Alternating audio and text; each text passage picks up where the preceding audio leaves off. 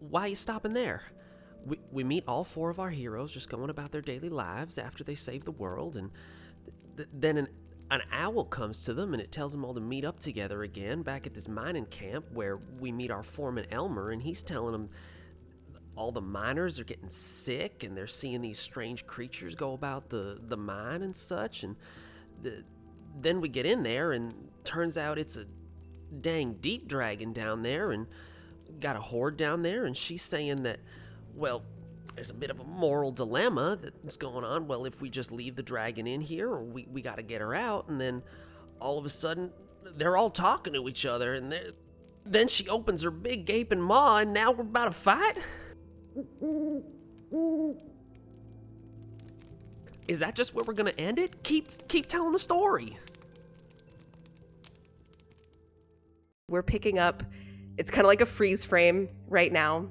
This huge deep dragon has just opened her maw, and there's like this horrific stench of sulfur, and it looks like she is on the attack. Is there anything you all would like to do before she acts? I think Ansel would try to cast banishment just to fully avoid the fight in its entirety. Yeah, what's your spell save DC? It is. I have it. I have my numbers, I promise. I'm as prepared as Ansel would be. I'm just role playing. 20. Okay. Excellent. Let me see what her bonus is to her saving throws. And what is it, a wisdom save? Banishment is I want to say wisdom or charisma. It's charisma. Okay. Charisma. Yes, charisma. She got a 22. Oh, just again. Tell me what that looks like as you're trying to banish this huge dragon right before she has a chance to do anything. Yeah, I think like I see her breathe in and I raise my hands, and maybe I'm a little rusty, and I'm just, "Begone, beast!" and the kind of space around her like warps, like, and then just goes back to normal instead of anything like getting warped away, and it just kind of sucks into the moment and then comes back to normal, and I kind of, oh, sister. Yeah, I think immediately upon like realizing this is going to be a battle, I'd spend one of my channel divinities, well, my channel, the one I have, to vow of enmity the dragon. It's not any save or anything, it's just a bonus action. Is she within 10 feet of me? Actually, that's a good question. Yeah, so the way that this is sort of set up, and I'll explain it a little better once we get into the fight, but the way that this is sort of set up is that you guys are kind of on a platform with an opening that almost sort of looks down into her lair. So she has flown up and is sort of looking at you through this entryway. There's some platforms going down that you could certainly like jump down to or stand on without any issue.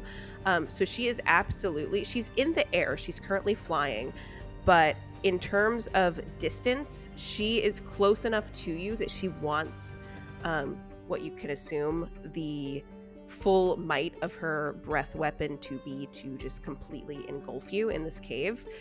So I would say that she's absolutely within 10 feet. At least her head is, for sure. Yeah, so I think that's about what I'm gonna do. It'll just give me advantage on attack rolls for a minute or until the creature hits 0. And I think it also lets me do some other stuff later. So that's what I can do. Perfect. What does that look like whenever you kind of put this vow on her? What does that magic look like? I think it kind of looks like a prayer in a sense. Like she like bows her head in the direction of the creature she's casting it on, and I think it's just like this sort of glowing aura that emits from her. Not super strong or anything, but like it's there. Anything else from Talia or Yara before we see what this dragon's about to do? I think I want to cast, let me see if I can pronounce this correctly, a Charlton's Stride on myself, to give myself an extra 20 feet of movement, and moving does not provoke opportunity attacks for myself. Perfect. Let me mark down that I cast that, because that's important. Yeah, so I think that's what I'm gonna do. Talia, really quick, what does your magic look like? I think a lot of the things that Talia does, especially her magic, it's like little sparks of like lightning that kind of like appear on her body, especially towards like her feet, as it's kind of like gathering that sort of energy to get out of there when needed. All right, and Yara, what are you going to do? I am going to make my gun into a fortified position. So it gets bigger. I have the protector. I use the protector Eldritch Cannon on it. So it kind of has a big shield in front of it. Everyone gets some temporary hit points of 7. And when they're within 10 feet of me, they get they're considered having half cover when near my cannon, which is in front of me. So as you guys kind of jump into position to set up, this dragon, you kind of see, because she's sort of amphibious in nature, you sort of see like these different appendages on the side of her neck kind of start pulsating in and out. And instead of using her breath weapon, she actually, you see from the sides of like her cheeks and out of her mouth, starts to emanate these massive kind of moist spores that start to completely fill up the little space that you're in. As these poisonous spores start to surround you all, could I get you, and then we'll roll initiative, to just roll a quick Constitution saving throw? Just a reminder, I have aura protection. Those within 10 feet of me get a +3 on your saves. So. Oh, good. I'm probably gonna need it. I got a 25. I got 14. So I got an 11. Me saying you guys have aura protection from me, and I get a nat 1 on my roll. So. Oh no, we're all gonna die. No. Okay. Oh no. So Guys. for everyone except for Ansel, you will take, let me do some math really quick. You don't need to keep rolling. I'm a nerd. I don't have much health. Okay. So for the 3 of you that failed, you will take 27 poison damage as these spores fill up this crowded space, and you are also poisoned for the duration. Ansel, when you roll that high roll that lets you just completely avoid this, you feel what seems to be like the light of your goddess trying to wiggle her way back into your heart, and then it just kind of dissipates. Like you fight off the feeling a little bit because you don't really talk with her anymore. The spores in here. They suck, huh, everybody? It's like heartburn.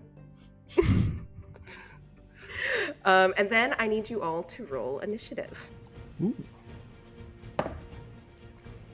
Got a 22. It's very good. I got a 15. I got a 14. And I got a 17. All right, Yara, you're up first. What would you like to do? All right. I'm gonna take out my second cannon. This one's an explosive cannon. Oh wait, no, it's already explosive. Hold on.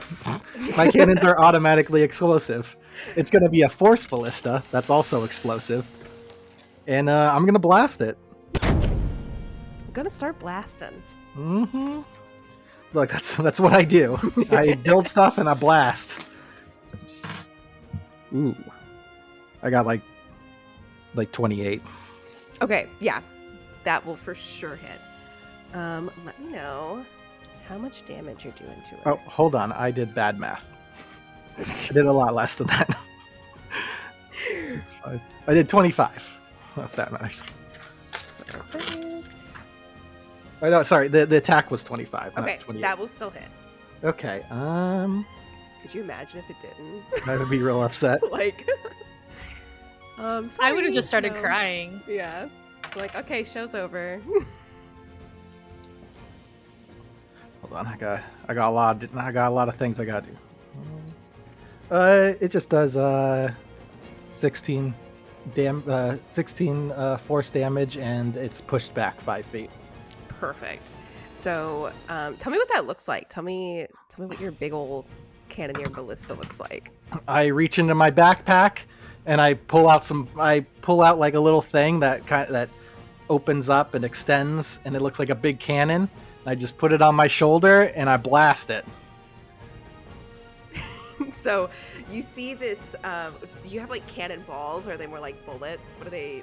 Yeah, it's just like a big fire cannonball thing. So it slams. So this dragon has just opened her mouth.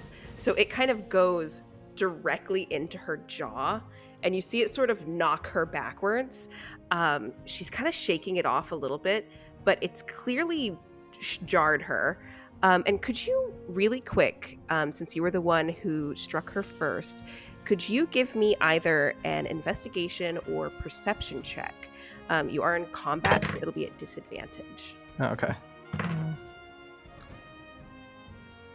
I got an 18. So, as this strikes her, for just a moment, for just a fleeting second, it almost seems like as her sort of scales are knocked loose and there's a little bit of maybe blood cartilizing from her being hit, you almost see what looks like scraps of paper coming off of her body. Oh, okay. And now it's the dragon's turn, unless you want to do anything else. Well, I'm just gonna yell at, like, I think it might be made out of paper or something. So as this dragon sort of reels her head back from just being knocked in the face with a cannonball, she immediately... How are you guys kind of positioned? Like, who's in the front line here and who's sort of more in the back? I think I'm probably pretty up towards the front because I know that I was like mediating, so I'm probably closer to the front of the pack because I haven't moved back yet. Yeah, I'd be in the back. I think Judiciary would be near the front. That's just kind of how she is. Mm-hmm. So, Ansel, because you were sort of the only one to shake off the spores that she let loose, which is something she took notice of, she is going to come at you as she kind of reels back from getting knocked out with a cannon. She is going to open her maw again and try to take a big bite out of you. Sister, do something quickly. That is a 25 to hit. Yeah, that hits. Okay. Can you roll this? So you will take 17 piercing damage as she bites into you. And then you can sort of feel this almost nauseous feeling come over you as she does an additional 9 poison damage. And Judicia, you're right next to Ansel, so you sort of see, like, as this huge dragon just bites into his arm, you see this sort of noxious, like, goo, saliva almost dripping from her mouth as it sort of immediately gets into that wound. Judicia, there's a chance that she is poisonous. I'm not positive, but it burns a little more than a regular dragon bite. Are you still drunk, brother? That's neither Obviously. here nor there, sister. And as she sort of got a grip on Ansel, she takes her arm, and Judicia, she's going to try to slam her claw into your side. I'm terrified of this thing. Me Tanlin player is. So that was not as good. That was a 15. Okay, that does not hit. Perfect. So as she has her teeth in Ansel, she slams her claw to the side to try and get you sort of in your hip area, and it just sort of slams into the ground next to you, and you feel the rocks on the ledge you're on sort of start to shake and give way a little bit. And with that, let me see if she has anything here she wants to do. We'll go to Talia. It's your turn. Hey, this is all bad. So I think what I first want to do is I want to back up like 10 feet.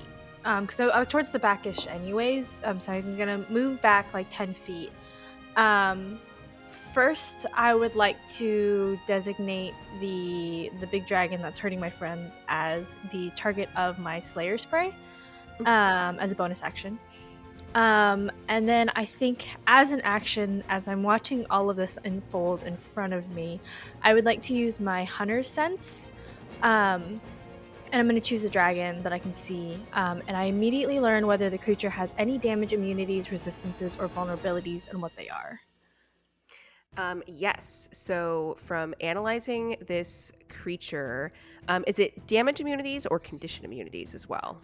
It says damage immunities, resistances, and vulnerabilities. So I think it's just damage. For damage types. So you can tell kind of based on Ansel saying that she might be poisonous. She is resistant to poison damage. She's also resistant to psychic damage. Okay. But she doesn't have any physical... It looks like her body is... There's nothing really magically fortified about it. So she doesn't have any like bludgeoning, piercing, slashing resistances or any vulnerabilities either. Okay. I think as like I'm backing up and I'm doing all of that, I just kind of yell out to the rest of my team, be like, y'all, it looks like she's got some kind of resistance to poison, obviously, and psychic. As I'm like getting a little bit out of dodge there. And then I think that's all I can do for right now. Yeah, I think so. Ansel, the dragon's on him. Am I still in her jaws? Like, am I grappled that way, or did I just get bit? You're not grappled. Okay. You're just bit. So we'll say, like, after she kind of took a chunk out of you, by the time it gets to your turn, she's kind of loosened up on you. So you're not grappled. Okay, makes sense. I think I turn and I'm like, my dear friends, I forgot to tell you how much I loved all of you, and I'm going to use my my channel divinity, and so I am going to use my emboldening bond, and all of my friends for 10 minutes get an extra D4 on everything they do. It's like a guidance, and it just doesn't go away. So everyone that I can see, you guys. You guys all get a D4 to your attacks, your saves, and everything. It's a nightmare for the DM. And then I look down to the babies, and I'm like, children, this is not your fight. I'm gonna cast calm emotions on them, so that way they stay the fuck back. Yeah, so you see, that's a save, right? Calm emotions is? Yes. Unless they choose to fail. Yeah, unless they choose to fail. I mean, I think they're babies. They're not going to pass the saving throw. Yeah, they don't pass the saving throw. Amazing. So yeah, you see, as you look down and tell them that this isn't their fight, you see the one that was sort of like beating his little baby wings to kind of come up and join his mom. He shrinks back and he kind of joins his sibling. That is the right call, little one. And I think all of my friends, my allies, and the babies feel the warmth of a good hug and a warm drink made for you by someone who loves you. And maybe it's like a warm cider, because I think that's the way I've always treated you guys. I'm always feeding you. I'm always like giving you guys things to eat or to drink. And so I think that's the feeling. And then off of that, I'm going to bonus action summon my Echo on top of the dragon. And that'll be like... Excellent. Your heroic form appears like almost have you ever seen those like movies or like anime whenever they're fighting giant monsters, or like think like Attack on Titan whenever they like jump on the Titan's back? That's kind of what it looks like, I think. I was picturing the guy from Spy Kids 3 when it's like, that's the guy, and the light shines behind him, and it's really stupid. Yeah, I was thinking that. A good old like holy light just behind him, like a little spotlight. And I'm just like, oh, that's not what I look like. That's not what I look like anymore. Gotta update that. All right, perfect. Judicia, you're up. Okay, I have a quick rules question. So, Aura of Purity, it says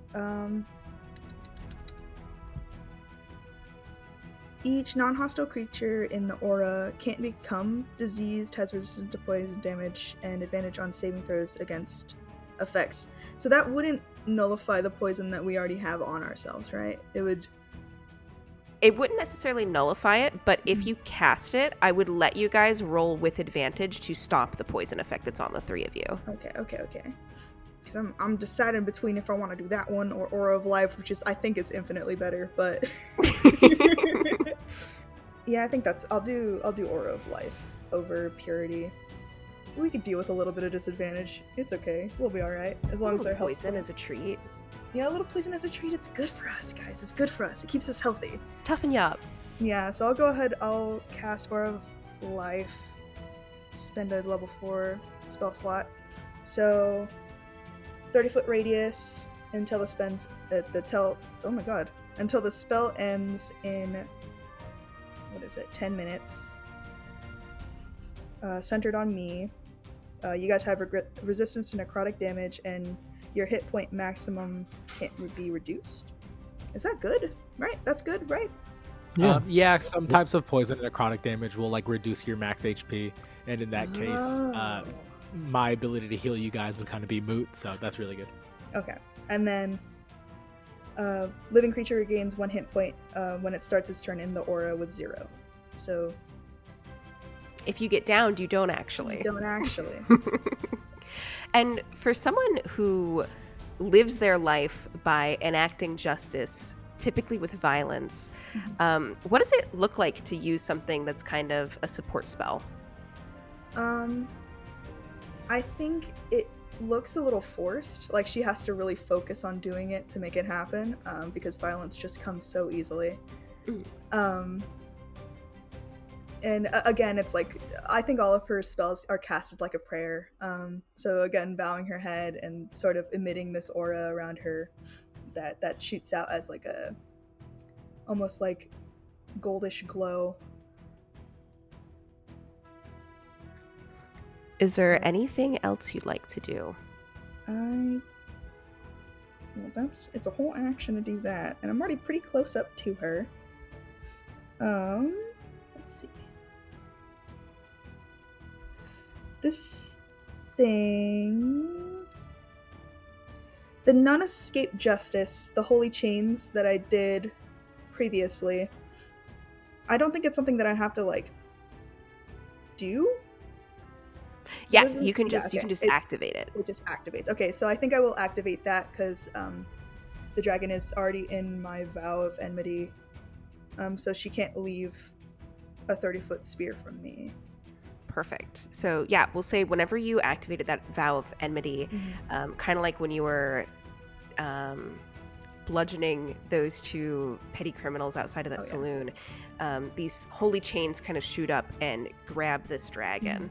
So she is very much shackled by your aura of justice. Yeah, she can attempt to leave, but she'll just take damage for it. But that's that. Perfect. And I'll say, since Ansel, even though you have this dragon kind of chewing on you right now, and Judicia, since you guys are the closest to the edge, you start to see the wormlings in the nest below.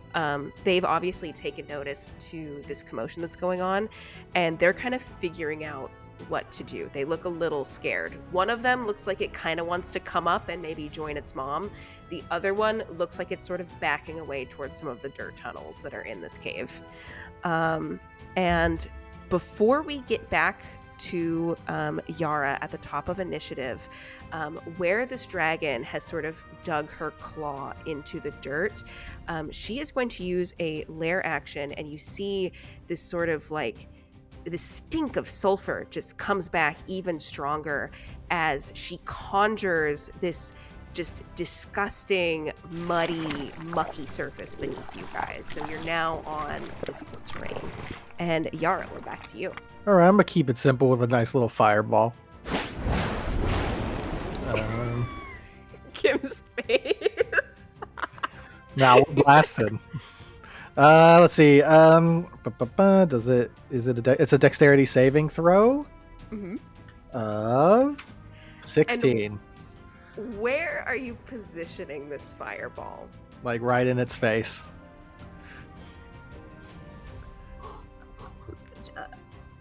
My boys can take it. So, okay. Ansel, Judicia, are you keeping this just out of range of yourself, or are you all kind of, because fireball's a huge radius? Yeah, it's 60. It's 60 feet radius. That's so alright. much space. We're Well, no, all it's in 20. that. It's 20 foot. It's Oh, just- is it 20? Yeah, it's 20. I guess that makes me feel better. Doesn't. It's gonna be So, cool when are the you gonna- rocks underneath us fall? Are you gonna position it kind of right at the mouth of the cave where this dragon's head is, so you and Talia won't have to make the save, but I guess Judicia and Ansel? I guess I could shoot it like above it. Okay, Or- so kind of like you're kind of pointing like out of the mouth of the cave a little bit, kind of Yeah, towards yeah. the body. Okay. Yeah. She will roll a dex save. So, Uh-oh. as you shoot this fireball, you see it completely engulf this dragon. But could you roll damage really quick? What's it? 86.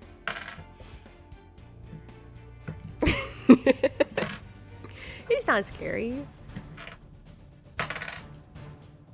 Rolling pretty The good, you silence guys. of Jesse doing math. Look, I don't care for it. 30, 31 fire damage. Perfect.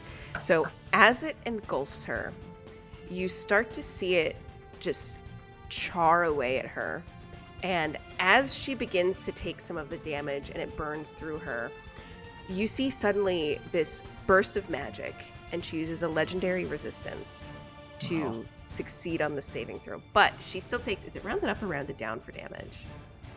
Because I think she'll still take a decent chunk. Down. Okay, perfect. So, but you do still see, and Yara, because you're really the one right now who's doing a lot of the damage to this dragon, could you just give me another investigation check really quick? And you do have the D4 from Ansel, even though it's at disadvantage. Oh. Well, I rolled a 2 and a 5, so I have a feeling I'm not going to check this out. So an 8, then I guess I could put the D4 if it matters. So, yeah, you go ahead and add the D4. Go ahead and add All the D4. right, here we go. If I could get it out of my little thing. God, please, please. There we go. So I got a 9. Excellent. So with the 9, you can't, and this was a fireball. So before you were like, did I see like pieces of paper coming off of her? And of course this was fire. So you're kind of looking for that again. Like, am I crazy or did I really see that? And while there are flakes of something kind of coming off of her, you're not really sure if it's pieces of paper like what you thought you saw before, or if it's just chunks of flesh coming off at this point. And then we'll go to the dragon, unless you had any movement or anything you wanted to do. No, I'm good where I am. Okay. So as this dragon sort of readjusts herself, you know, she's connected to these chains. She's taken a lot of fire damage. She's already looking pretty rough and tired. And she sort of, you see that sort of goopy, like toxic kind of saliva dripping off of her. And she looks at all of you.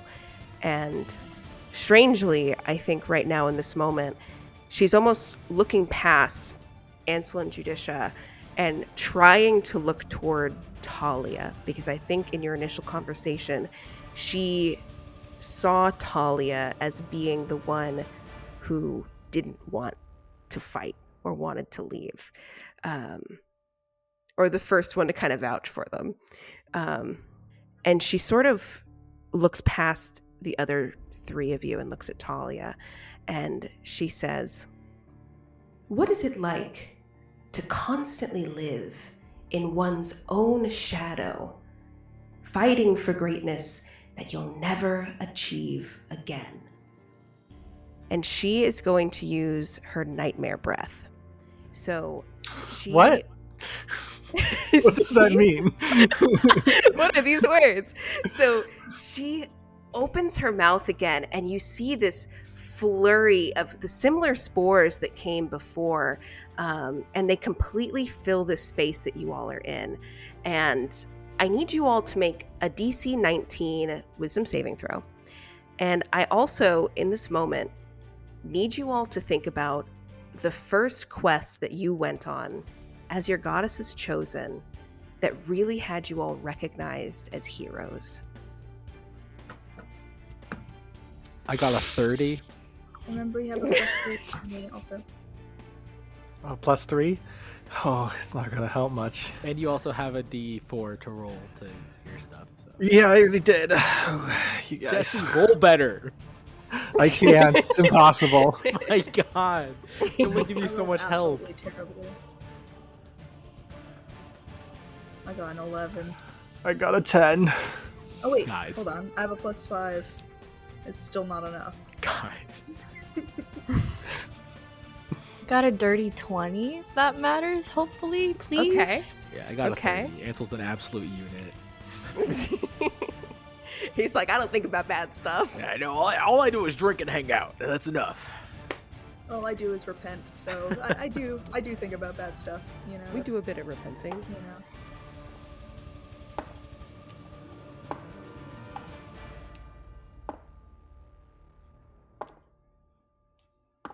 That's too many dice, Anna. You need to knock that off. Oh my god. So how about that memory of the first time you guys did something really good and heroic? Oh. What was that like for you? So is this something we all have done as a group, or can it be like individually or pairs, or? It's up to you. If you feel like the moment that you first almost recognized yourself as a hero was kind of a solo thing as one of Zenith's chosen, that's totally fine. Or if it's a memory that you have with each other, sort of that camaraderie, that's totally okay too. What's the choice, team? Do I have to participate in memory because I say? I think it should be a group thing. I think it'd be cool for us to I like group stuff. kind It of the makes me thing. more sad. Well, Maybe it's. I think it'd be interesting if it was something that kind of changed the morale of the big battle. You know, like maybe we thought we defeated like the general warlock that was there. You know, something along those lines. I know. Taylor and I had discussed one as like siblings, and that because Anna said for it to be a story that like had been told, and we thought it'd be interesting if it was a story that kind of got out of our hands, and it was more that like we were surrounded by demons, and then the way Taylor and I got out of it is by banishing each other, like co-banishing. And like we beat some demons, but we just got out of it, and so everyone was like, "It was a holy war," and they 2 versus. And so I think that like, I do kind of like the idea of like the fight maybe wasn't always in our hands, but we still came out on top of it. So we're told as heroes, but maybe from our stance, it's less heroic. And then from there, it kind of totally tailspinned, and people were like, "Oh, dude, it was crazy. They had like 50 demons on them, straight from the abyss, Yep. and they killed them all, and then just poofed." Yeah, but I don't know because I like what Jesse was coming at with. So let's work on this together, team. Because I'm thinking like, you know, Helm's Deep, the guy with the bomb is gonna bust the wall, but we're like, nah, but it's like a big demon, you know? Right. I like that. I think that like maybe it was kind of an instance of us like all kind of working perfectly in unison. So like you're saying, it's like Helm's Deep, but we're all kind of perfectly fitting into our niches amongst the team. I think it'd be neat too if that's like how we got together. Like we all met up in this place, and then like this is what made us a team, you know? I like that. Maybe we were like had been hearing rumors of each other and then like fumbled into each other finally at like a battle. Yeah, I like that. I like that also. Us Yeah, like a little meet cute at the converging end. on the battlefield. Yeah. What's cuter than fighting a big demon? In the middle of war. Yeah. Yeah, I think like kind of Helm's Deep. I like the idea of like it was a fortification and kind of a choke point that was important to hold, and then it was holding until like the big demon shows up to break down the wall, and we're able to hold it off, so the defenses hold. Yeah. So, as you all inhale these fumes, you're almost jolted back to this moment. But it's different. This moment, from how this dragon has magically thrown you back into it, is changed to replicate more of what the other witnesses on the battlefield saw that day. So certain aspects of it are a little bit altered, a little bit changed, but you will see each other in this moment, standing exactly as you were in the cave, but you're younger, more spry, certainly more naive. And something about this starts to, for a second, wash intense emotions over you. And for those of you that succeeded on your saving throw, you will take 24 psychic damage. But as you start to take this damage and as the story starts to impede on your brain, you feel yourself jolted back to reality. You shake it off of yourself and you're like, no, like that's not right. This isn't right. We're in a cave fighting a dragon right now.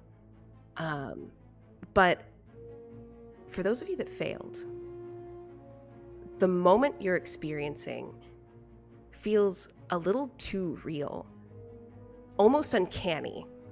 And you're also brought back to reality. You also kind of get yourself out of this dream. You take a couple of breaths of air that aren't coated in spores. But you take 49 psychic damage and are now frightened. Oh no. Anna, I am what almost was the dead. save? The save was a 19. Tanlin, can Judicia be frightened? I know some paladins are able to not be, and I'm really hoping that you're one of those paladins. I need to check, honestly. I don't know paladins very well, so bear with me. I'm gonna need some health healing pretty soon. Ansel.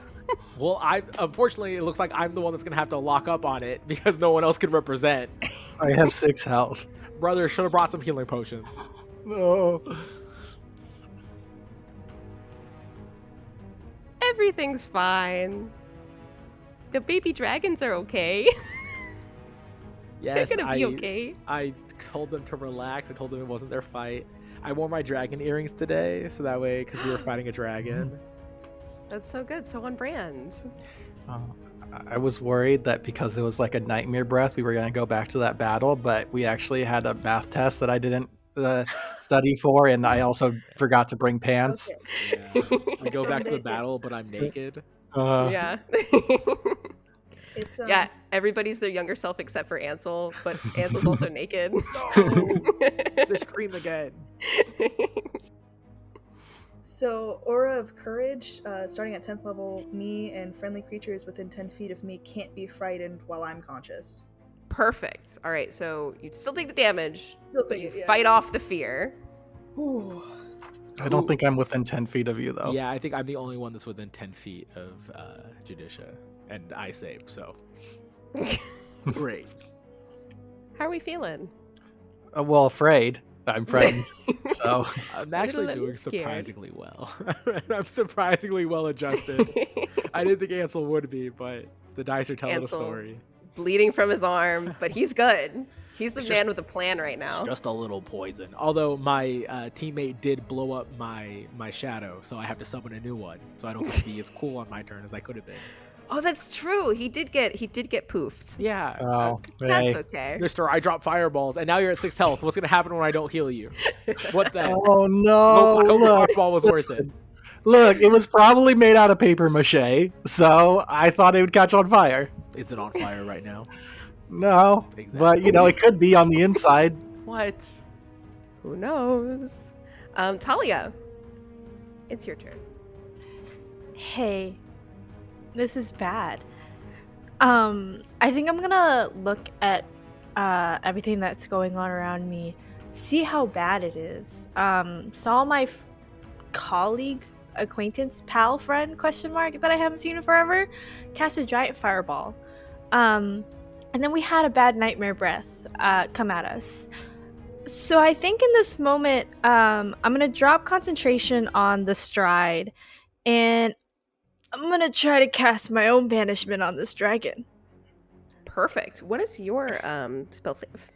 Oh, let me double check. I don't have that written. Why don't I have that written down? Hold on, give me 1 second. I can calculate that super I think it'd fast. be like 8 plus your wisdom plus your pro bonus. Yes, it's 16 also. Okay. She is going to use her second legendary resistance. So you also kind of see reality warping around her, but she poofs back to it. And actually, even though she succeeded, she did originally fail. So I'm also going to have you roll a perception or investigation check. Okay, I'm gonna do perception here. Oh. 21. Okay, so with a 21, you can see that after Yara shouted out that she thought this dragon might be made out of paper, whatever your initial thought about that was, you do see that as this dragon sort of magically fights off being banished to another plane, you do see kind of what looks like from the charred pieces of her body, pieces of paper coming out of her. And even from being far away, you notice that there's writing on these papers, but not something handwritten. This is published text on this dragon, or on the papers that are seemingly coming out of her. Pardon? Anything Okay. else you'd like to do? I think I don't have anything else I'd like to do, but I think I'm just gonna shout to the rest of the team, being like, Yara might have been right about that paper. It looks like there might be publishings on it, from the dragon. I don't know what's going on, guys. Be careful. And that'll be the rest of my turn.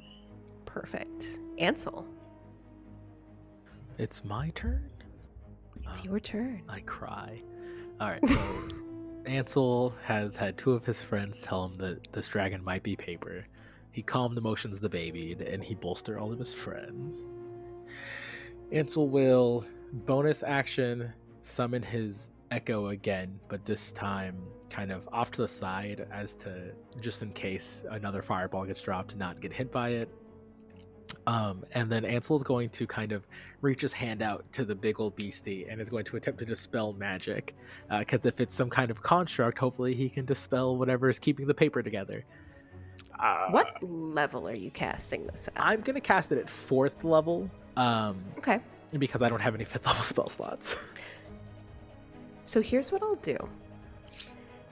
Here's what we'll do. As you cast Dispel Magic on this dragon, I want you to roll 4d6 and tell me what you get. All right. Do you want me to roll a d20 also, like it's like I'm trying to dispel, I guess, or just a 4d6? You know, I like that. Roll the d20 first, just a flat roll. Don't add anything to it, and let me know what you get, and then I'll tell you how many dice to roll. And don't add the d4, like it's not like a ability check or anything like my guidance stuff. Yeah, don't add the d4. I got a 12 flat. Okay. So yes, roll the d6 for me. Roll the 4d6 for me, and I will tell you what happens. Do you want me to tell you what each one is, or Total it up like damage. 14? Okay. So, as you cast Dispel Magic on this dragon, you see that you've sort of hit something. For almost like a flash of a second, you can see almost a facade drop. And this dragon's body almost, and this is just to you, Ansel, you see that this dragon's body is real. It is flesh and blood, but it's almost conjured in a way. When you cast this Dispel Magic and it penetrates through for just a moment, you see what looks like bones. Just bones left behind. Could you roll an Arcana check really quick? This I will add my D4 to. Yes. That intelligence. Not bad. Okay. I got a 15. Okay. You are kind of starting to think, in all the years that you all have been adventuring, especially dealing with things like devilkind and demons, this is the act of a powerful warlock who has used some kind of necromancy spell to maybe bring a pile of bones of some dragon that was or might have been here at some point back to life. And even though you cast Dispel Magic, which under any other circumstance would have gotten rid of this thing, there's something greater at work here than just a warlock that's keeping this thing in place and trying to kill you. Okay. So I think Ansel kind of sits there for a moment, having outstretched his hands, and again, I think there's like warmth that comes from him. I think it's the way his spell cast is almost like the heat shimmers, and they just kind of go around the dragon, making it look like a mirage for a moment. And he just, sister, this thing appears to be undead, and well, I don't believe it's doing its own bidding. And I'm gonna action surge, and I'm gonna take 2 attacks, and then I'm gonna have my echo take an attack also. Yes, sounds good. Okay, I got a natural 1. Guys, I double nat 1. Uh-oh. It's 5% chance, by the way. Same RNG as a double nat 20, though. That's When you think about it true. seriously. That's true. Yeah, so I double nat 1, and then the other one is going to be a 19 to hit. The 19 will just barely miss. Devastating. Imagine missing all 3 of your attacks. The odds on that are really low, guys, especially with the added D4s I have. Anyways, I just swing at this thing. I think I'm just like stressed out. There's something amiss, and I've already let everyone. Come on. It's like I can see the chat. Wait till I finish talking to message in the chat. you're in the same fight as your ex-wife right now. You just partied. Your friends said that you were stinky. And now you missed all of your attacks. I'm the only one that hasn't gotten poisoned. I didn't see a nightmare. I'm not scared. And I can't hit the dragon. And that's my turn. Judicia, what are we doing? Yeah, upon hearing that this is a undead construct of some sort, an act against my god, something that must be destroyed, I'm going to do that. So I think I'm just gonna take attacks on it. Let me see, how many do I get? I get 2 attacks. Ehehe. Let's see if I roll, actually. I'll be really sad if I don't roll good. Ooh. So one of them is a natural 20. Excellent. And the other one... 2 sides of a is- coin. Siblings, you know. Truly. Also, don't forget to add the D4s to your rolls, bestie. Oh, okay. Well, I don't need to add it to the natural 20, right? Because that's an automatic. Yeah, you got it. I have to count. Where's the 4? Uh-oh, Tanlin doing math. 4. Okay. and D&D's the other greatest one's a enemy. 24. A 24 to hit. Perfect. That one will also hit. And the way that I like to do criticals, just for the sake of like a little fun house rule that I like to do, is for your critical damage, instead of rolling twice, do max damage for the first and then roll damage. Dude, that's how we do it at home. Okay. It's I'll have to just figure a out better what way to max- do it. What's I have this to called? figure Like out the what max savage damage critical? is. I'm sorry to make you do more math. Can I may I define smite on my crit? Of course. Okay, I'm gonna do it at what slots do I have? We'll do third Do it at highest level. I cannot well- wait to see how much damage. Okay, I will do it at highest level just for Judisha shits and does. gigs. Your brother missed all 3 attacks. Do it at My highest brother level. missed all 3 attacks, and now it's time to show up. I'm looking at this dragon's health right now, and I'm like, I wonder if she'll survive this situation that she's in right now. Unlikely. Yeah. If it does, I got another fireball locked and loaded. So, Whoever's how many the Echo Knights you got? Okay, How many technically Echo Knights do you infinite. Stop doing it. You have one more. You have at least one more, right? So I can kill this one. Again, I can do it technically infinitely, but I need you to stop See? blowing them up. It burns my bonus action. Hey, look. I was It's a hoping- sacrifice I'm willing to make. I hate you. I was hoping to go Echo Knight, spiritual weapon, turns consecutively, and then just hit this thing like 5 times every turn, but someone wants to blow my stuff up. Hey. Okay, so max of everything altogether is going to be 75 damage. Excellent. And now I actually have to roll, which is, a whole different can of worms. How much was it? 75 Perfect. That's what I thought. damage. And some of that is radiant. A lot of that is radiant. A lot of that. I think Yes. almost all of it is radiant. You might kill her. I'm gonna see what you do for your second hit, but I think she might be dead. And you have extra attack. She might be dead. 62 of it is radiant damage. Okay. What are these? 8s? Okay. Goodness gracious.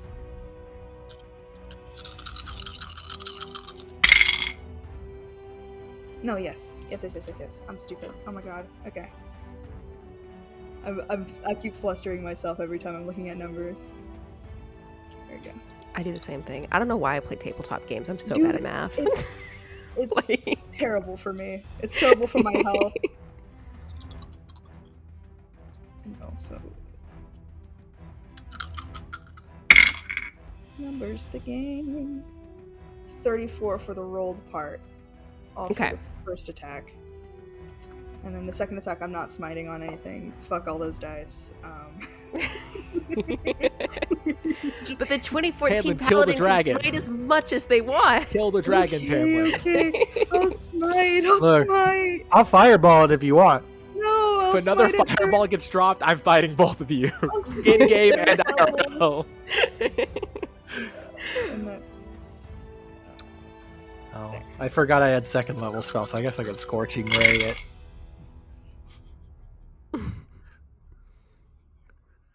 Scorching Ray, roll a 1, hit Ansel the back of the head.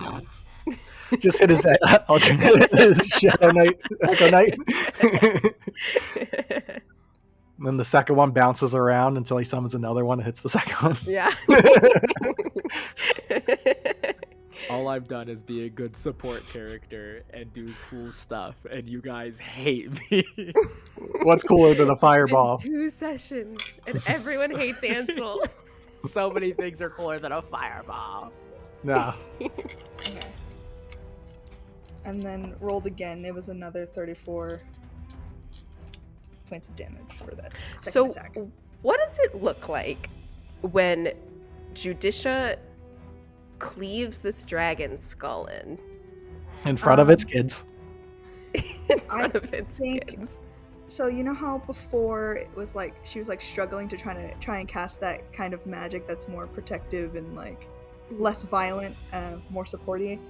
This in this moment she's very free.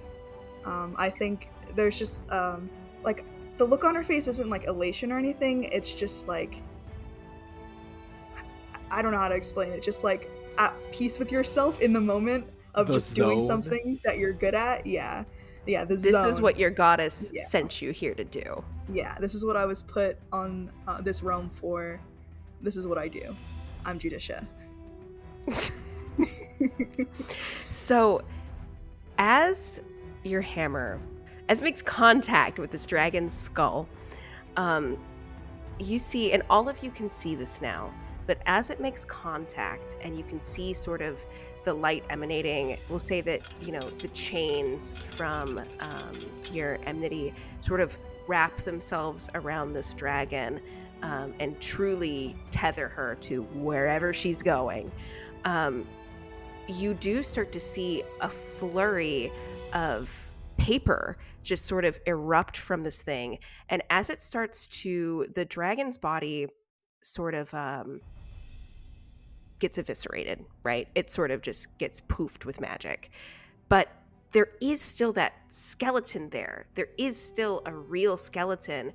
But as it sort of starts to collapse back down into the pit, you see that those bones are old. They could have been there for years, just rotting.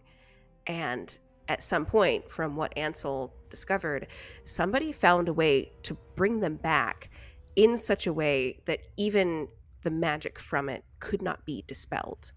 But with the might and the holy conviction of your hammer, you were able to sort of finish the job that your brother started and just get this thing destroyed. And as the papers start to flurry from the skeleton as it falls, some of them start to kind of get into the muck that the dragon conjured around you guys' feet.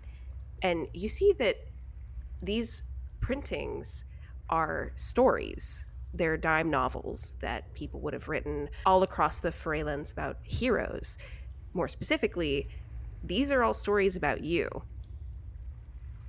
All of you. I love my hands, ?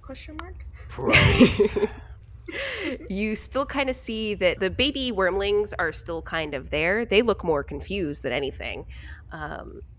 You can kind of, maybe Talia can kind of assume that maybe the dragon that they were nested with wasn't their mother, but just an adult dragon that they were able to cling to for support, right? Or any sort of situation like that. There's a lot of things that you could assume about why the dragons are the baby dragons are very much real and there, but their mother wasn't.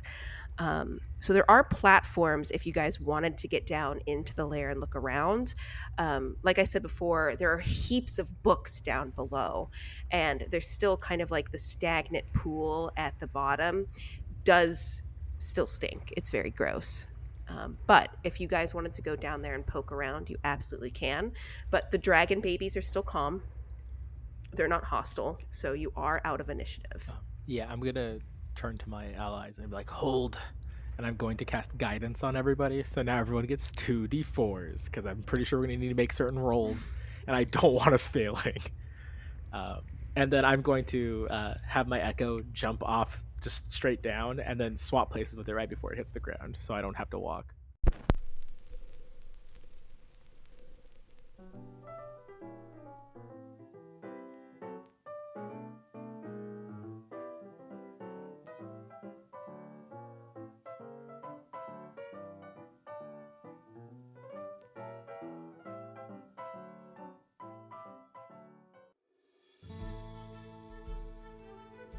Does your party suffer from post-battle funk? Are your tavern dates ending early because your rogue smells like kobold sweat? Ugh. You need Hidden Loot by Item Get.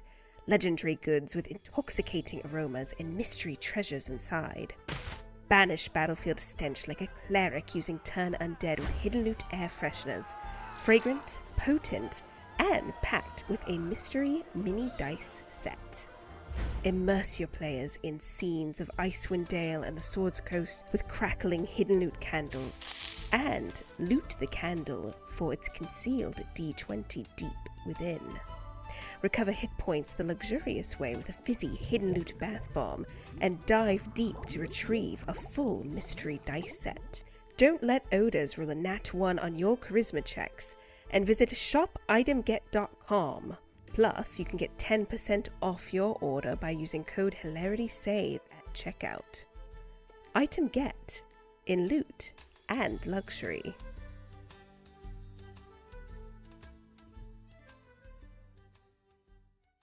Starting April 21st. The heavy smell of dew fills the inside of your nose as you walk through the streets of Doughshire. The road ahead of you is hard to see, partly because of the dense fog and partly because the only light that exists is man-made. A new season from 5GMs in a trench coat. You're dwarfed by skyscrapers, surrounded by automobiles, and protected by a large spirit-esque bubble. 5GM Season 4, Beyond the Barrier, uses Blades in the Dark by Evil Hat Productions. It is currently the mayoral election season.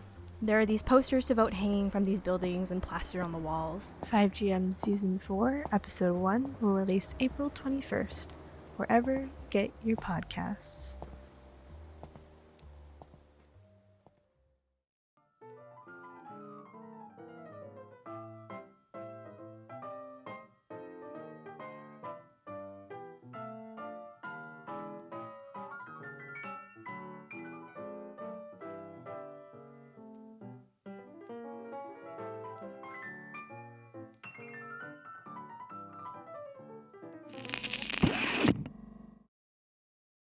Wait, that's all I got. I need healing.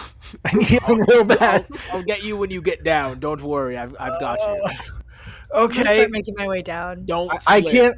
My foot is going the wrong way. I don't know if I can get down. From the nightmare breath. The nightmare breath did that to you.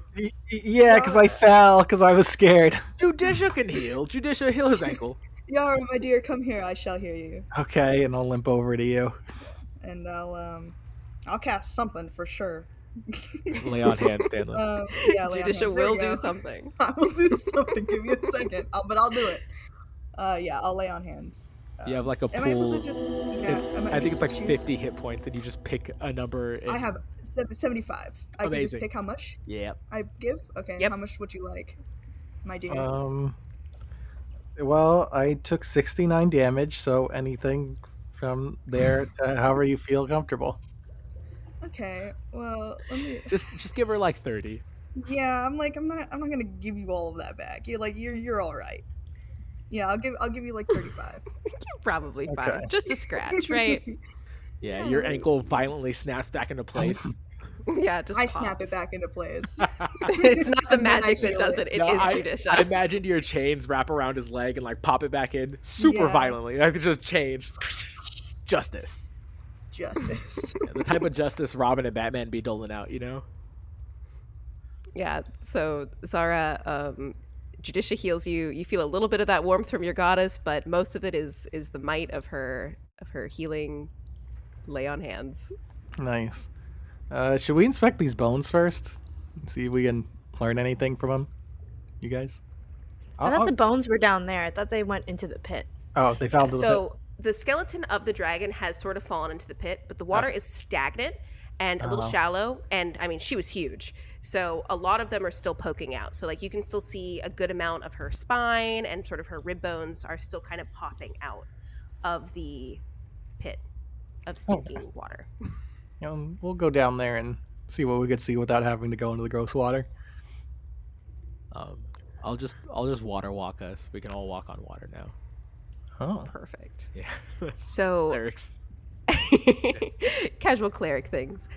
So as you guys get down to this pit, that smell of sulfur that the dragon had emanating off of her every time she did anything is even stronger down here. It is like almost nauseating. It's kind of like you almost feel like the stench is like seeping into your pores. Like it's really intense. Not necessarily intense enough for you to have to make any kind of saving throw, but if you feel like your character has a weak stomach, this is something that would certainly be making them feel very sick. And yeah, as you go down, you see this dragon's bones just poking out. You see kind of like some of the papers that were up at the top of the lair that have kind of floated down. They're kind of starting to hit the water around you all as well. And it's the same thing. Like they're all just different pages from stories written about you all. And there's stacks of books and other papers just all through her lair. And the two baby dragons, they've kind of sheltered themselves into one of the crevices in the cave, but they haven't gone away yet. They're still kind of like poking their heads out a little bit and kind of looking at you guys. They haven't completely run off yet. Could I very like cautiously like do that sort of thing, what you're trying to do when like you're trying to go up to a dog but you don't want to scare the dog. Just kind of like gently walk up to them. Yeah. And then I want to speak in Draconic and say, "Hey, little guys." Hey, dudes. Yeah, so the wormling that is a little bit bigger, the one that was thinking about helping the bigger dragon, he kind of pokes his head out of their little dirt hovel, a little more than the other one, and he looks at you and he speaks back in Draconic, and he says, "How did you manage to kill her?" Well, that wasn't me per se. Judicious in the back flexing. Yeah. How long have you guys been down here? Well, we actually, They kind of, the bigger one kind of puts his head towards the tunnel, and he was like, he says to you, well, we used to live in a different part of the mine, but then all of those miners came with their big sticks, and our mama left us a long time ago after we hatched, because dragons don't really like to share their stuff very much. So after we hatched, our mama took her hoard, most of it, and left. And so we've been here just trying to take care of ourselves, and finally found this hole that we made our house in for a while, and then we got a new mom. When did your new mom show up? the little one kind of pokes his head out, and he says, Well, the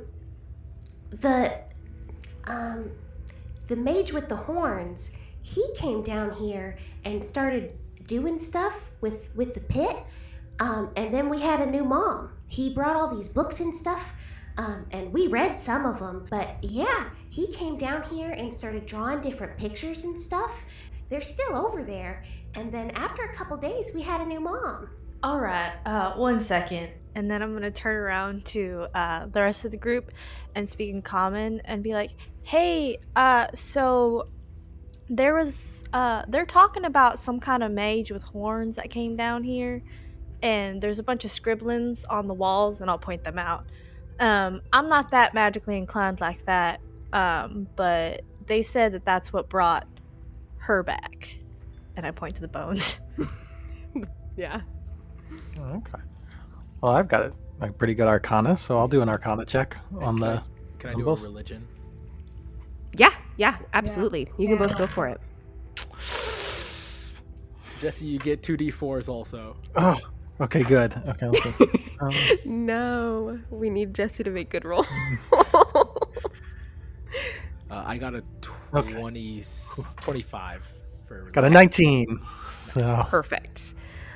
So with the Arcana of 19, yes, Yara can confirm absolutely that what happened to this ancient dragon was absolutely necromantic magic, but it was much more than something like raise dead.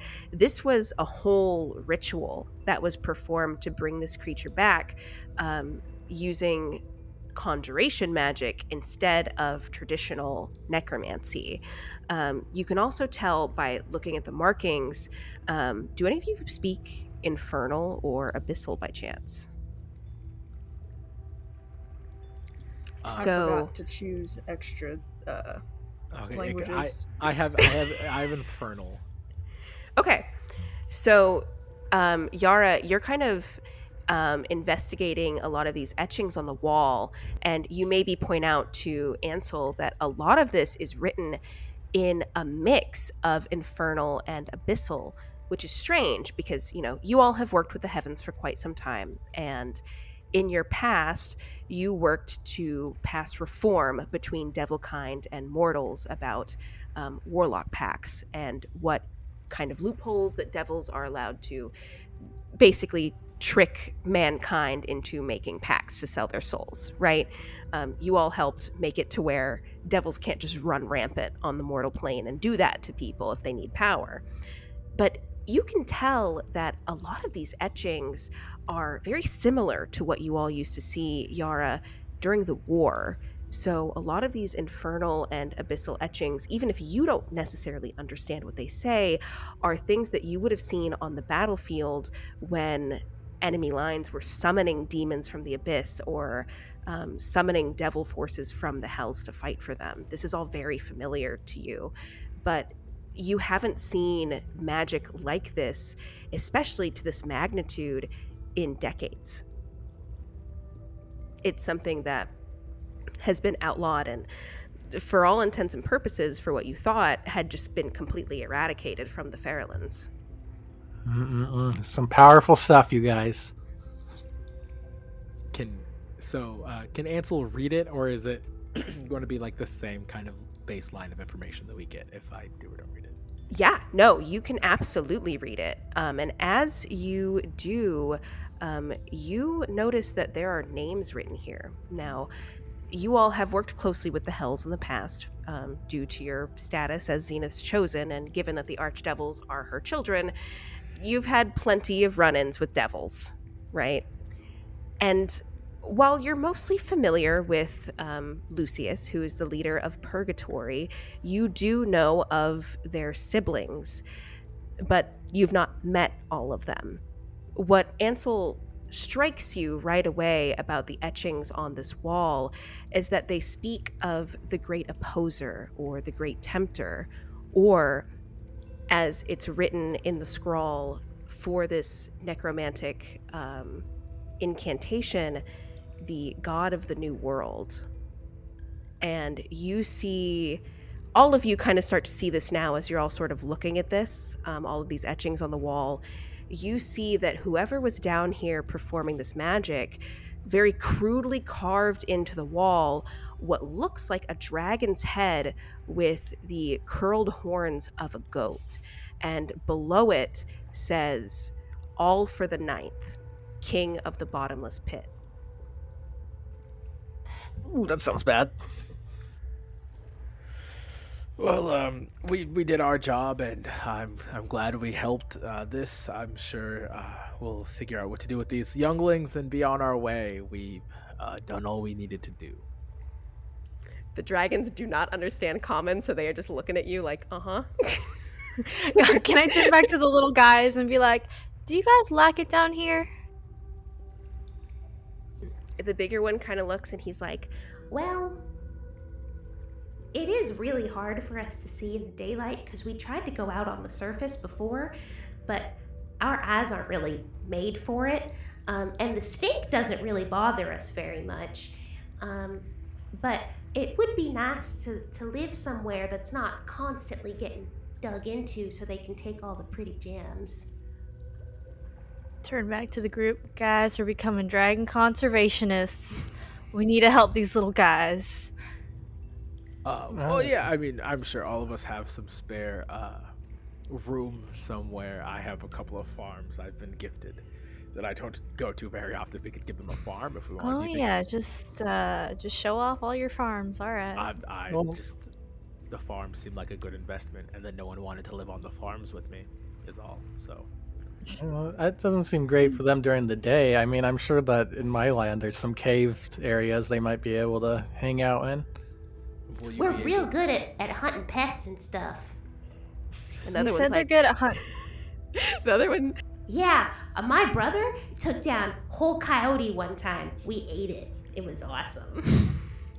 Well, if you guys have any pest problems anywhere, it seems like these little guys will help you out there. Barn dragons. Just saying. Barn dragons. You know, who needs a barn dog when you got a barn dragon? Exactly. But also the caves might be the best option. Would you be able to like pass some laws and whatnot to make it a preserved area, not have anyone go there? Is that Yes, an option? please. I'll see what I can do. Thanks, Yara. I'll just turn to the little guys and be like, we'll see what we can do to get you a new home. the big one nods and he kind of looks at his younger sibling, and the younger dragon kind of looks at you and he's like, Thank you. I know that you killed our new mom and stuff, but she was a little weird. So I'm glad that we'll have a new house to live. New cave house. New cave house. Did you guys want to take a look at any of the books that were a part of this horde? Yes. Yeah. Specifically, I just want to first, like, the validity of them. Like, are they, like, historical, or are they, like, folk stories? Is it a mix of them? It's sort of a mix. Yeah, it's sort of a mix. So you see that, of course, what the dragon was made out of, which was stories about you all, there are piles and piles of novels here written about either some of your individual adventures or adventures as a group. You also see some religious texts. So you see quite a few records written from different churches of Zenith from throughout the Feraelands, so different domains. You also see some newer records, because in sort of newer years, people have sort of softened with all of the reforms that have passed regarding warlocks. You also notice some text written that kind of vouch for, at the very least, Lucius, who is the leader of Purgatory. And you see some religious records that are also speaking of Nadir, who is the god of chaos and the ruler of the abyss. So you kind of see a mix of fiction about you all as Zenith's chosen and stories that follow you all, as well as legitimate religious texts. Yeah, okay, so I'm gonna take the, pick through, take a look, find the ones that are, like, positive towards my god, obviously, the religious ones specifically. Some of the historical ones that I think are more accurate to my point of view. And I was like, can I burn the rest? Like, kind of like, that's kind of like the vibe I'm going for. But I'm like, I don't have any, like, fire things on me. It's like, might just, like, I mean, you guys are pretty high level. I think we can kind of say, I have a firebolt ready to go at any time. Yeah, there you go. Oh, yeah, okay. I think I will collect the ones that I deem worthy of saving, and go over to my friend Yara, my dear friend, who I know owns spells of the sort, and be like, I believe the rest is all garbage, so if you'd like to get rid of it. And Okay. Burning books now, are we, sister? It's trash. Is it? Well, I'm gonna point at the drawing of the dragon with the ram horns. And I'm gonna ask them if there's anything like that in the books that she collected. You're asking the baby dragons? Oh no. I'm asking Judicia. Okay. Sorry, Judicia. Is there anything like that dragon ram in those books? Is there? DM. So, it's interesting because, kind of like I said before, you guys have worked very closely with Lucius, so in Purgatory. Maybe not one-on-one have met with them, but you have certainly heard of them and worked with sort of the devils that work beneath them. But you don't really hear a lot about the Archdevils that live deeper in the hells. A lot of them stopped dabbling with humans or mortals directly once the war was quelled. But in a couple of the older books, some of the books that predate the Great War before you all were chosen, you do see some vague mentions of the ninth Archdevil, who is never mentioned by name, unlike his siblings, but rather, much like what Ansel read on the wall, is typically referred to as the Great Opposer. There's not a ton of entries about him, but you do see that there are some entries that state that at one point in history, some people believe that the only reason that there was a great war between mortals that started in the first place is because the ninth was trying to overthrow Zenith and even overthrow their father to take control, so that hell could take control of the heavens and the abyss all for themselves. So that's sort of the folklore that you're reading from some of these texts. Nothing super detailed. Most of it is historical speculation, but that's kind of the records that they have. All right, well, that's what we got. Something to work off of, at least. So you want me to burn these books? I'm not hearing a no. I'm gonna raise my gun. Like I said, the rest of that is just garbage, so we could probably find where these pests stole these books from and return them to their rightful place, and the rest don't matter. All right, I'll burn these books. When we're leaving, I'll start just burning them so we don't just be in a cave full of fire and smoke. Yeah.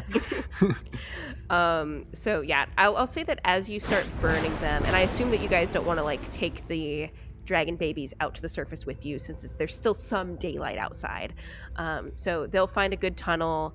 I think they would kind of tell Talia that they're going to burrow to a specific spot. And they'll meet you guys at some point, or even if they're pretty sharp little guys, so even if you were to kind of give them an idea of what direction to head to find Yara's territory, they'd probably be able to find their way there. We probably I'll smell just point bad them now. in the direction. So as you guys start to come out of the mine, there's still a little bit of daylight left. The sun is sort of starting to fall in the west, and as you walk out, you see that many of the miners were very much crowded outside waiting to see what would happen, to see what you would find, or to see if you'd come out with like a severed head or something, right?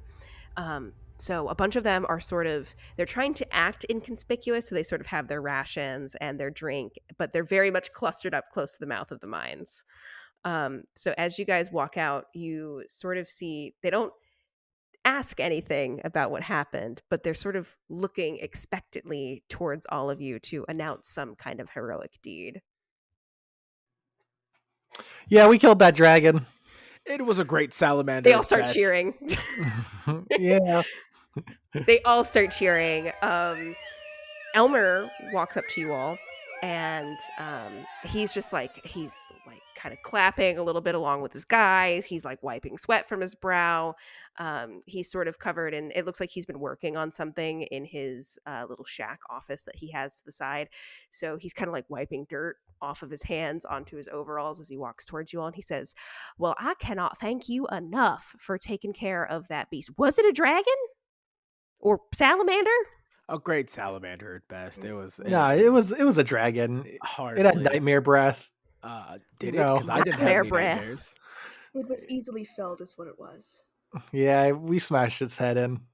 Well, by the Lady of Creation, I have never heard of nightmare breath. What kind of, did you clear it all out? Are we good to keep working? We are on a quota, but are you all okay? I'm sorry. I'd say get the day started tomorrow. Give your men a rest today. Yeah, there was some poison pollen stuff, so it's best to let it settle. You know. Well, oh my, by the goddess, y'all must be so tired and hungry. Well, yes, free drink, room, board, food, the likes, right? That's of course. Yes, drink first. Course. We have, yes, absolutely. And he sort of waves it at one of the guys to go grab beer and ale, everything that they have on hand. He's like, "Look, I gotta tell you, it isn't the most refined beverage of choice. We are working men, so I apologize if it is not to your most esteemed palates, but it does flow plentiful. I promise you it'll be more than to my liking. Just make sure that my cup and plate do not find themselves empty tonight. Thank you." And you're kind of crowded by guys who are handing you all drinks and food. Oh, I'm drinking. Nice. So as the night kind of goes on, as the party goes on, are there any maybe conversations you all want to have among yourselves before bed? I think Judicia might want to talk to Yara because I know on the political side of things you might know of any churches or libraries that are missing books such as these, and if you could maybe get in contact with them and, give them to their rightful owners and such. Okay, yeah, I'll take the books and I'll talk to some people. No problem. We're left at the table. It's super awkward. I'm just watching Ansel eat and drink and not saying a word. I eat and drink and won't talk if you don't talk to me. I He's have just sort my of over there comforts. like, I have my comforts. I'm drinking. I'm being boisterous with people who come by. I'm getting people drinks. I'm doing what Ansel does. maybe doing some gambling, Likely doing some gambling. getting that beer Yeah. jelly. Exactly. Trying to explain to the miners what the jelly is. No, you don't understand. At the bottom of any good ale or beverage, there is this ichor. And if you take it and put it on a simmer for just long enough, it becomes thick. And with that thickness, you can smear it onto a toasted bread or morsel and then pair it with any delicious, delicate meat or veg or whatever you have, a starch, if you will. And it is just the most delightful thing to really top off your night of drinking. And you're hardworking men, and so I have to assume you're hard drinking men. Another round! They all cheer, woo! Yeah. Any other conversations between you all that you would like to have before turning in? Are the rest of you drinking and partying? Are you matching Ansel or kind of letting him? I'm eating, but I'm not drinking. Okay. Absolutely not. I am not a glutton. I think she eats, as much as she needs for the night, and goes to do her prayers. Offers an invitation to Yara to come pray with her. Oh, yeah. We'll come pray. Judisha, before you leave. I Right. grabbed Judicia's arm and sister, I understand your hesitance to partake in the worldly enjoyments, but maybe try not to look so gleeful when doling out your religious punishment. I don't want you to become a glutton for it. Funny you talk about gluttony. I think if anybody knows gluttony, it's me, right, sister? Maybe you should have a drink every now and again. Perhaps you won't enjoy the work so much. It's a bit sickening, if I'm being honest. And then I go back to drinking. Yeah, I think she has this look on her face that's not one of like anger or anything. It's more just like sort of smug, like, oh, like this guy, like whatever. Mhm. Well, like what does he know more than I do? Like it's silly that he would come to me, Like he's and then- abandoned the faith and Yeah, like okay guy. And then she would turn and head up to her room and hopefully I hope I ruined Yara- your prayers. you are in her prayers. I Always. say I hope I ruined your prayers. I hope your prayers are not as. Well, you are always in them, so I think that's enough. And yeah, Yara, Yeah, Yara's gonna be coming along Cool. because we gotta pray. you have to pray. This is true. Yep. You guys keep leaving me at the table with him. Stop it. It's so purposeful. It's so purposeful, Thalia. Thalia. yeah. So yeah, you guys do your thing. Thalia. Mm-hmm. That is my name.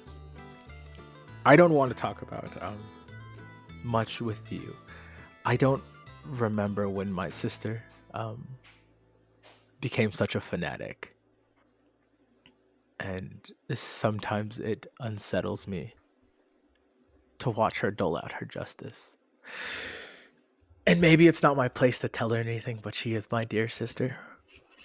And I won't ask for much of you in form of conversation, but as she is your friend, maybe if you have the same worries, you can talk to her, because she doesn't value my word much anymore. Maybe there's a reason for that. You're right, I am just a drunk after all. I apologize for taking up your time, Thalia. Another round! And I turn back to my whatever. The guys that are still awake are like, woo! They're starting to Yeah. they're slowly starting to drop. Oh, I'm healing them. I'm using healing magic. Just like lesser up! restoration. Yeah. I think as she's watching all of this, very subtly under her breath before she takes a drink, it's like we haven't missed a beat. and I'll just go on with my night. Yara and Judicia, how's that praying going? Oh, we're talking a lot about Zephyr and Yeah, you know. oh yeah. So much Zephyr. Zephyr Zenith talk, and it's and- definitely not innuendo for anything else. We are praying. Mm-hmm.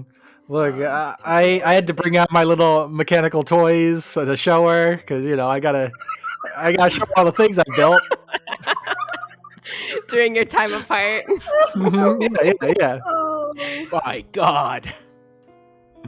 The Yeah. Feraelands, I do think we actually do pray, or at least Judicia does. That's she's constantly in a state of prayer, so that's probably Oh, something yeah. you have to contend with, Yara. Mhm. But Yeah. I mean, she'll pray too, yeah, dude, we're praying together as Mhm. one. Praying for something. Mm-hmm. Praying. That is for Oh, sure. yeah. So we'll fade out on the two of you, and you think most of you at this point, it's pretty late. You got pretty beat up. Yara took like 60,000 points of damage. Oh yeah, I'm probably just gonna pass after not long. Like, well, I'm spent. Judicia will ask you to leave her room. Oh. that is what always happens. Oh, it's gonna take a while for her to collect her things. Like, oh. Wait, Just like she puts all of like the little mechanical things away. So yeah, I think most of you probably head to bed pretty easy. Ansel, when do you think that party of yours wraps up? Do you think you probably go later than everyone else? Oh, I 100% go later than everyone else. Yeah. Mainly because I'm done interacting with them, and so I really try to stick it out as long as I think I physically can Mhm. until I'm like hitting like a point of exhaustion where I'm like, I gotta go lay down. Yeah. So do you think you're kind of like stumbling? You're probably pretty drunk, right? Yeah, I think so. I think I'm as drunk as Ansel can get, and I think there's Yeah. something to be said about that. So as you're sort of stumbling to the little shack that they appointed to you for the night, Elmer comes up to you again. Elmer sort of walks up and he's like, I know it's late and I'm sorry I just keep pestering you and talking to you, but I just really appreciate everything you've done here. And he holds out his hand to shake it. And he's like, I really cannot tell you enough just how much I owe you. Elmer, I appreciate that a lot, man. And if I wasn't seeing a couple of you, I would shake your hand faster. Give me a second.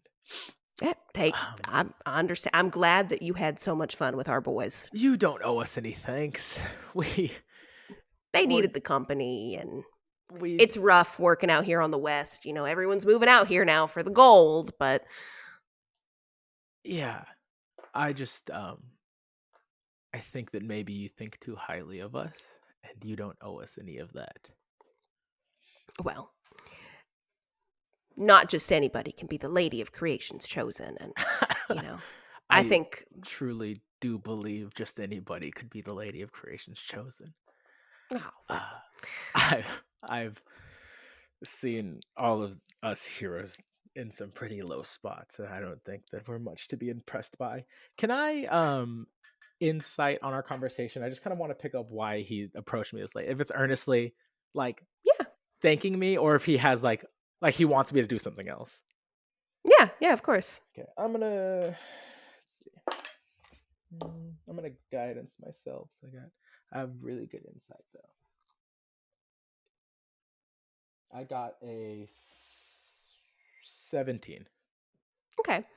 So you can tell that, like, for somebody that obviously seems like he spends his whole day working, it would be a little bit weird that he's up so late.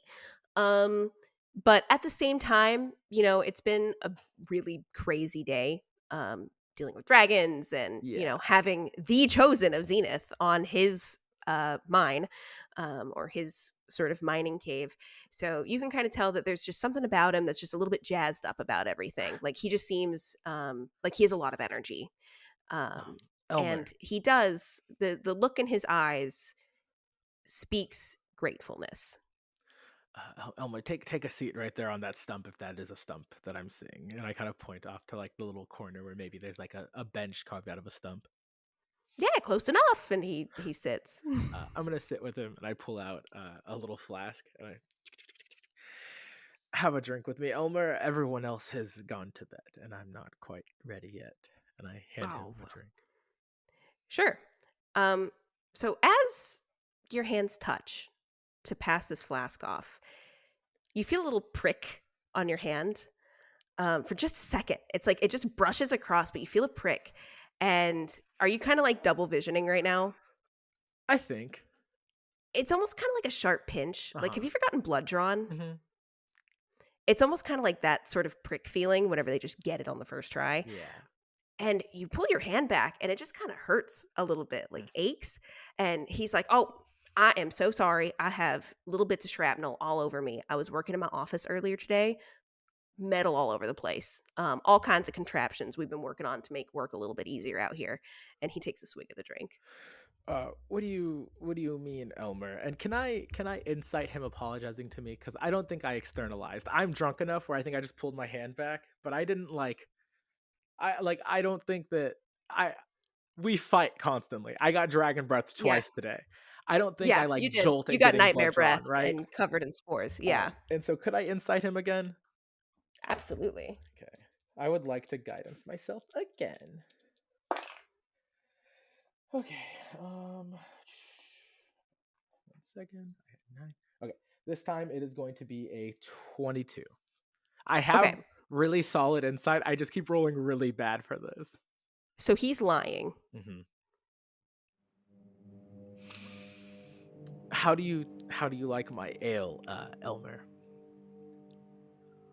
You know, it's all right. Not usually what I drink, but it's all right. Right. And Elmer, can I why did you apologize for something about shrapnel on you?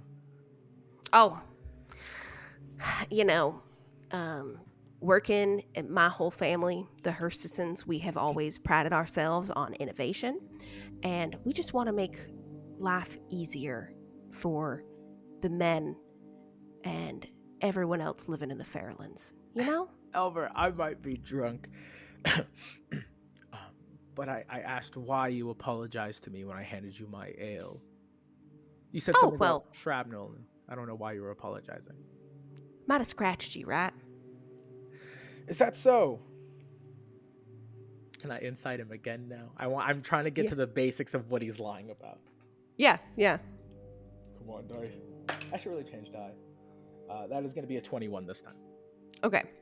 So you don't know what he did to you, but he's definitely lying about it being an accident. He pricked you intentionally. Elmer, I might be the fool of my group, but I am not a fool compared to you or anyone else here. And though I may be a bit stumbly right now, with the gifts that I've honed, I would just like you to tell me why it was that you pricked me on purpose. Maybe you need help with something, or maybe somebody's making you do something. I don't want to assume the worst, Elmer, but if I wake Judicia up, I think that she might have a feeling about this. I'm sure she would. You know, you lot did a lot of good out here. You made it to where people couldn't be taken advantage of by the devils, and I think that is just upstanding. But you've met devils, right? Of course, I've met devils. Now, did you know that in the little plan that you all made to make it to where people couldn't be taken advantage of by the devils, that there was a loophole? And do you know what the number one way to make a warlock pact is in the hells nowadays? I'm gonna take a guess, and I'm gonna say blood, because you did prick me. It's with blood.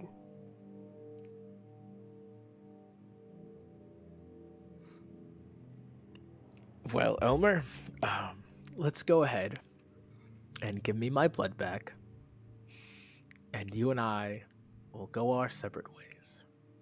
So he holds up his hands, and his oversized shirt, his oversized work shirt, the sleeves kind of drop, and there's nothing there. And he says, "Oh, you see, the problem with that is that I already made a deal with someone, and their stipulation was that I get a hold of one of y'all's blood. Now, I'll be the first to admit it, not a fighter, but you would be so surprised, and actually, I'm sure that you wouldn't. I caught up on all of the vibes between you and your sister, but you probably know that followers of Zenith really want to help people. So when my boss man mentioned that a dragon would certainly bring y'all out here, I thought it'd be good as time as any. Contact the churches, get them talking. So I did my job. My end of the pact is done.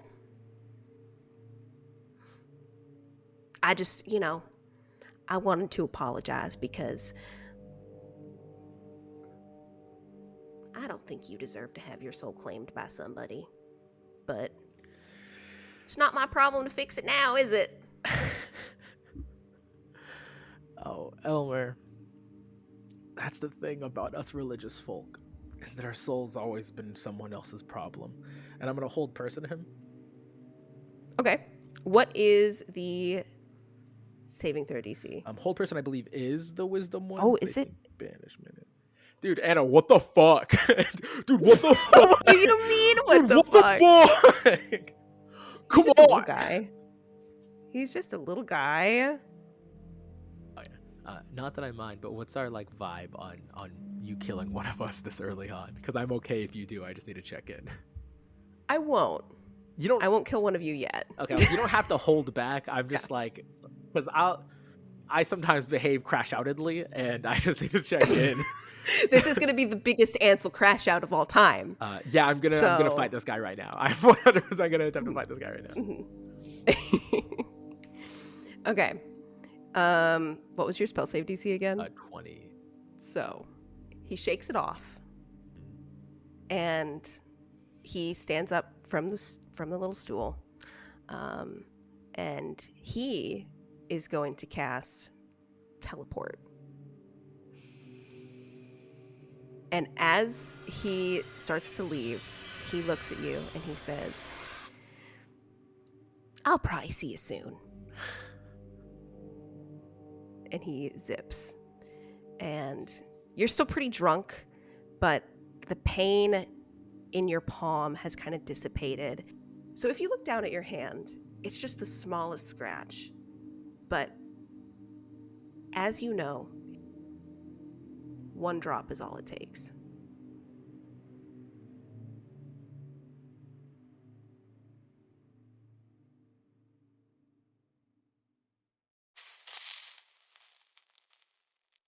Thank you so much for listening to this week's episode of Dastardly Dungeoneers Hellfired Heroes, featuring Tanlin Morgan as Judicia Wilhelm, Adam Gonzalez as Ansel Wilhelm, Jesse Espinosa as Yara, and Kim Suyuki as Thalia Katsuo. I also want to take just a second to shout out some creators in the tabletop RPG space that are hosting some really cool charity streams for the rest of this month. Streaming Rainbow is doing charity streams every Friday in the month of June to raise money for Trans Lifeline. And Fennec Fables on YouTube is going to be running charity streams on Monday, June 23rd and 30th to raise money for the Trevor Project. If you're able, definitely check out those creator streams and contribute to a good cause. Thank you so much, and see you next week.